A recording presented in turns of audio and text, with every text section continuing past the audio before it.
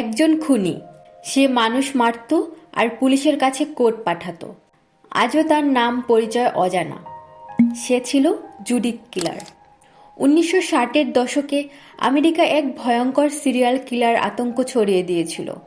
তার নাম দেওয়া হয়েছিল জুডিথ কিলার। এই খুনি শুধু মানুষ হত্যা করত না, সে পুলিশের কাছে কোডে লেখা চিঠি পাঠাতো, যেন পুলিশকে খেলায় চ্যালেঞ্জ দিচ্ছে। চিঠিতে সে লিখত, আমি আবার মারব যদি তোমরা আমাকে ধরতে না পারো। সে নিজের জন্য একটা বিশেষ চিহ্ন ব্যবহার করত, একটা বৃত্তের ভিতর ক্রস চিহ্ন, যেটাকে সে বলতো তার জুডিক সাইন। অনেক সংবাদপত্রে তার পাঠানো কোড ছাপা হয়েছিল। কিছু কোড ভাঙা গেলেও সব কোড আজও রহস্যই রয়ে গেছে।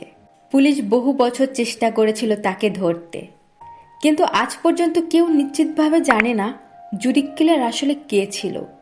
অনেকে বলে সে মারা গেছে, আবার কেউ বলে সে এখনো অজানার মধ্যে লুকিয়ে আছে। আজও এই কেসকে বলা হয় আমেরিকার সবচেয়ে ভয়ঙ্কর অসমাধান রহস্য।